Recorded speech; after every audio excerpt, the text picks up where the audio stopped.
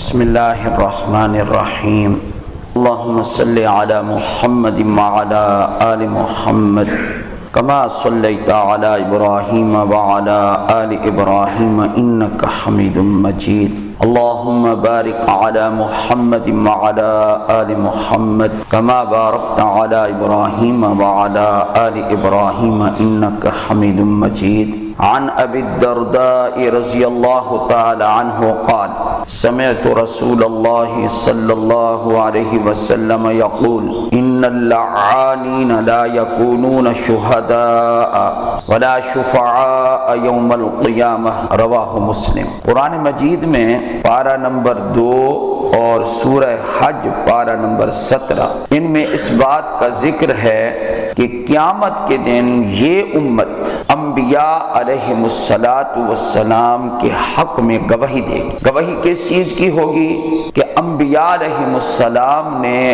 اپنی امتوں کو اللہ کا پیغام پہنچا دیا تھا، اور یہ بات ہر مسلمان کو معلوم ہے کہ یہ امت گواہ بنے گی، اور اس امت کو یہ اعزاز حاصل ہے۔ حضرت نوح علیہ السلام کا صراحتاً حدیث میں ذکر ہے، قوم کہے گی کہ اے اللہ انہوں نے آپ کا حکم نہیں پہنچایا۔ حضرت نوح علیہ السلام کہیں گے کہ میں نے آپ کا حکم ان کو پہنچا دیا تھا۔ وہ حکم کیا تھا؟ وہ حکم یہی تھا، توحید، اللہ کے سوا کوئی عبادت کے یہ حکم تھا، شرک نہ کرو یہ حکم تھا۔ اللہ کہیں گے کہ آپ گواہ پیش کریں۔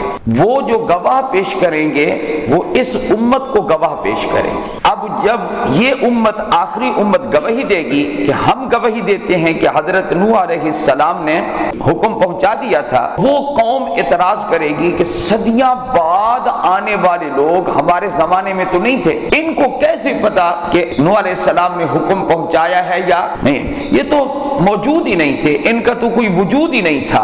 اس وقت اس امت سے پوچھا جائے گا، نبی کریم صلی اللہ علیہ وآلہ وسلم کی امت سے پوچھا جائے گا تم جو گواہی دے رہے ہو گواہی کس بنا پر دے رہے ہو؟ تو جواب میں یہ امت کہے گی ہم ان کے زمانے میں نہیں تھے، لیکن ہمیں تو آپ کے نبی نے بتایا ہے صلی اللہ علیہ وسلم، اور ہمارے نبی کو کس نے بتایا؟ اللہ نے بتایا۔ اس لیے یہ بات بالکل سچی اور برحق بات، اور خود قرآن کریم میں موجود ہے، قُلْ لَا أَعْلَمُ الْغَيْبَ، کہ آپ کہہ دیں کہ میں غیب نہیں جانتا، غیب صرف اللہ جانتا ہے۔ یہ قرآن مجید کے مطابق عقیدہ ہے۔ آپ نے یہ جو تفصیل سنی ہے، اس تفصیل کا مقصد کیا تھا جو میں نے ذکر کیا ہے؟ یہ جاننا ضروری تھا اس حدیث کو سمجھنے کے لیے کہ اس امت کا ہر فرد کیا قیامت کے دن گواہ بننے کا اہل ہوگا، اور ہر مسلمان سفارش کر سکے گا دوسرے مسلمان کی۔ چنانچہ حضرت ابو درداء رضی اللہ تعالیٰ عنہ فرماتے ہیں سمعت رسول اللہ صلی اللہ علیہ وسلم یقول،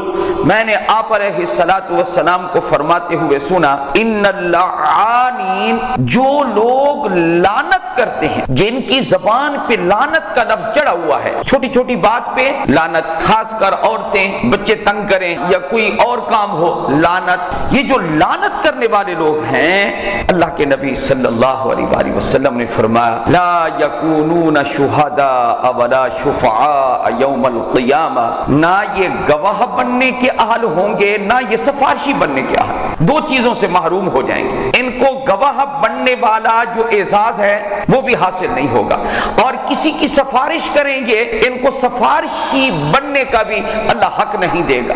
اس لیے یہ لعنت سے اپنے آپ کو بچائیں، زبان کی حفاظت کریں۔ نبی کریم صلی اللہ علیہ وآلہ وسلم نے ارشاد فرمایا من یضمن لی ما بین لحییہ وما بین رجلیہ اضمن لہ الجنہ، جو آدمی مجھے دو چیزوں کی گواہی دے، ضمانت دے، ایک وہ چیز جو دو جبڑوں کے درمیان ہے اس کی ضمانت دے دے، اور یہ کون سی چیز ہے؟ یہ زبان ہے۔ زبان سے جھوٹ نہ بولے، زبان سے غیبت نہ کرے، زبان سے چغلی نہ کرے، زبان سے دو مسلمانوں کے درمیان فساد نہ ڈلوائے۔ فرمایا جو دو جبڑوں کے درمیان والی چیز کی ضمانت دے دے، وما بین رجلیہ، اور دو پاؤں کے درمیان، اور بعض میں آتا ہے دو رانوں کے درمیان، اس سے مراد شرمگاہ ہے، ان کی ضمانت دے دے، زنا سے اپنے آپ کو بچا لے، اضمن لہ الجنہ، میں محمد اس کو جنت کی ضمانت دے دوں صلی اللہ علیہ وآلہ وسلم۔ دو چیزوں کو پاکیزہ رکھ، دو چیزوں کی حفاظت۔ روزے کا کیا فائدہ ہوتا ہے؟ روزے کا یہی فائدہ، لعلکم تتقون، تاکہ تم متقی اور پرہیزگار بن۔ یہ ذرا ترجمہ آج جا کر دیکھیں کہ اللہ تعالیٰ قرآن مجید میں فرماتے ہیں وَلَا تَأْكُلُوا أَمْوَالَكُمْ بَيْنَكُمْ بِالْبَاطِلِ وَتُدْلُوا بِهَا إِلَى الْحُكَّامِ لِتَأْكُلُوا فَرِيقًا مِّنْ أَمْوَالِ النَّاسِ بِالْإِثْمِ وَأَنْتُمْ تَعْلَمُونَ۔ یہ آیت دوسرے پارے کی۔ یہ کون سا رکوع ختم ہو رہا ہے سورہ بقرہ میں؟ یہ وہ رکوع ختم ہو رہا ہے جس کے شروع میں روزے کے مسائل ہیں، آگے چل کر اللہ تعالیٰ نے روزے کے مسائل اور پھر اعتکاف کے مسائل اور روزے کے دن اور رات کے مسائل، اللہ تعالیٰ نے سارے ذکر کرنے کے بعد رکوع کہاں ختم کیا؟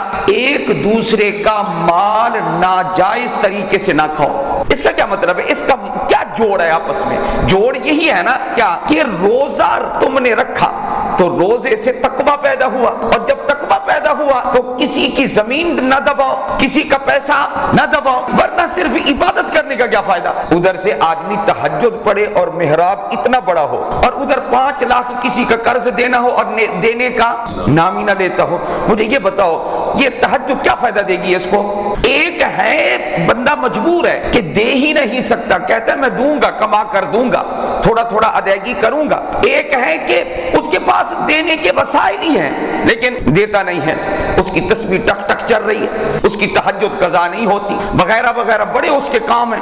مجھے بتاؤ اس نے جو مسلمانوں کو تنگ کیا ہوا ہے، قرض نہیں دے رہا، اس کی اس عبادت کا فائدہ کیا ہے؟ مجھے بتائیں تو صحیح۔ تقویٰ پیدا ہوا؟ نہیں ہوا۔ جو تقویٰ روزے رکھنے سے پیدا ہونا چاہیے تھا وہ تو پیدا۔ آپ کو یہ پتا ہے کہ ایک بالشت، اس کو کہتے ہیں نا، یہ ایک بالشت ہے نا، اللہ کے نبی صلی اللہ علیہ وآلہ وسلم نے فرمایا جس نے کسی کی زمین دبائی وہ اوپر والے حصے سے لے کر 7ویں حصے تک، زمینیں 7 اکٹھی ہیں، یہ ٹکڑا کاٹ کے اس کی گردن میں ڈالا جائے گا۔ اللہ کے نبی صلی اللہ علیہ وآلہ وسلم۔ آج کل تو کہتے ہیں کہ دیکھو ہمارا حق ہے، کسی کا کوئی ایک مرلہ، کسی کے 2 مرلے کاٹ کے بیٹھا ہوا ہے۔ اور یہ حاجی صاحب بھی ہے، اس حاجی صاحب سے پوچھو تجھے حج کا سبق یہی ملا تھا؟ کسی کی زمین دبانا، کسی کا پیسہ دبانا، یہ کیا ہے؟ ادھر روزے بھی ہم نے رکھے لعلکم تتقون، تاکہ تم متقی اور پرہیزگار بن جاؤ۔ اللہ تو ہمیں ان چیزوں سے بچاتا ہے، کسی کا حق نہ مارو۔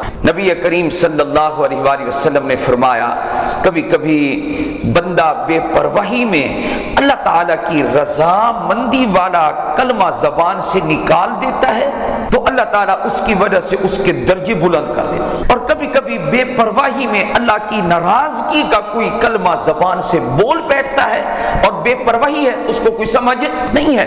فرمایا لا یلقی لہا بالا یہوی بہا فی جہنم، اس ایک بات کی وجہ سے وہ جہنم میں گر جاتا ہے۔ اس لیے زبان کی حفاظت بہت ضروری ہے۔ سیدنا صدیق اکبر رضی اللہ تعالیٰ عنہ کے پاس گئے حضرت عمر رضی اللہ تعالیٰ عنہ، یہ اگلے صفحے پہ یہ حدیث بھی موجود۔ تو حضرت ابو بکر صدیق رضی اللہ تعالیٰ عنہ اپنی زبان مبارک باہر کھینچ کے یہ اس کو ڈانٹ رہی ہوں، تو نے مجھے ہلاکت میں ڈالا، تو نے بے احتیاطیاں کروائیں۔ کس کو کھینچ کے کہہ رہے تھے؟ زبان کو۔ اتنا محتاط انسان۔